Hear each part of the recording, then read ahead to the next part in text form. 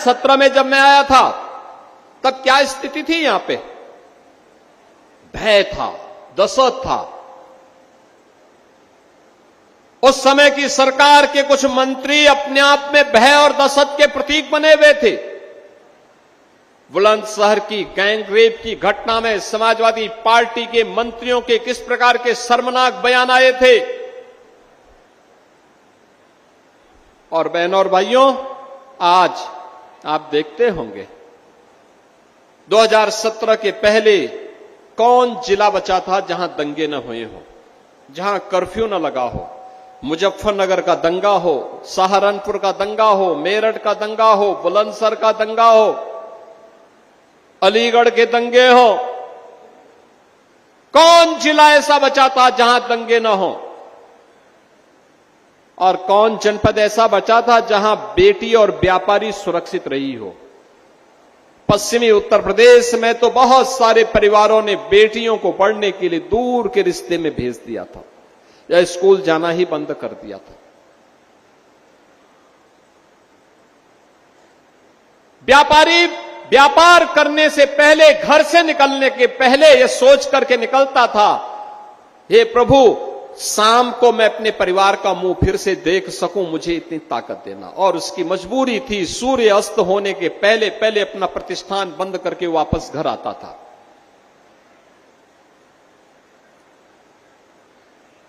बहनों और भाइयों, यह स्थिति थी यूपी के अंदर। हर जिले में एक माफिया, हर थाने में समाजवादी पार्टी का कोई गुंडा या उसका गुर्गा वसूली करता था। तहसीलें वसूली के अड्डे बने हुए थे।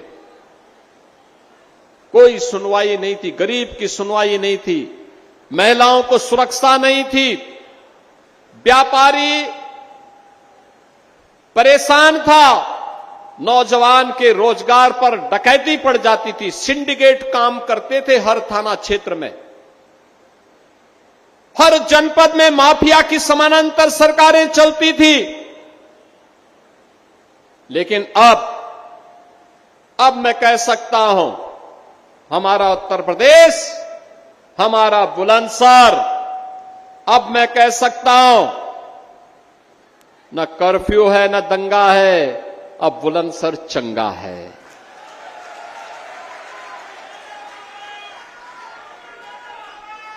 हम लोगों ने कहा था माफिया को मिट्टी में मिलाएंगे और मिला करके दिखा दिया।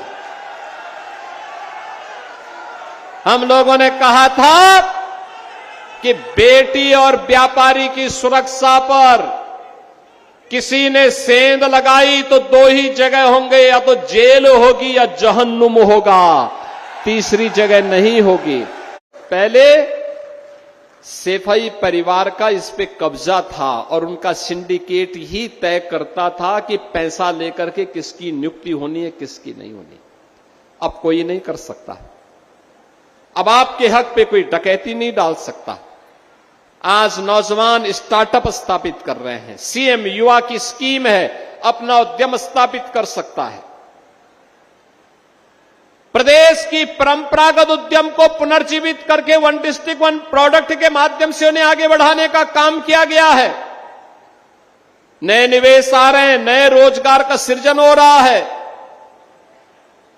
अब यूपी बॉटम 3 में नहीं, देश की टॉप 3 इकोनॉमी में है। तो ये टॉप 3 अर्थव्यवस्था में यूपी है।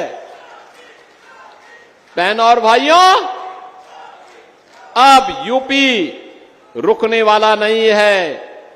प्रधानमंत्री मोदी जी ने देश के विभिन्न राज्यों के लिए जो पैरामीटर तैयार किए हैं, आज मुझे बताते हुए प्रसन्नता है, किसी भी वेलफेयर स्कीम में यूपी पिछड़ा राज्यों में नहीं, बल्कि अग्रणी राज्यों में नंबर 1 पर या नंबर 2 पर यूपी होता है।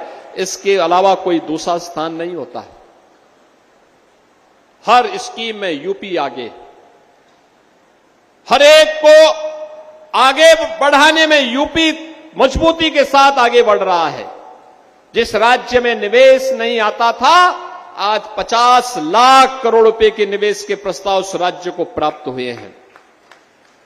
लाखों नौजवानों को नौकरी और रोजगार की सुविधाएं प्राप्त हुई हैं।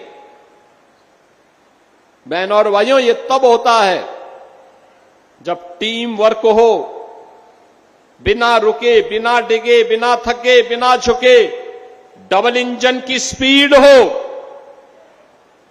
तब जाके परिणाम आता है।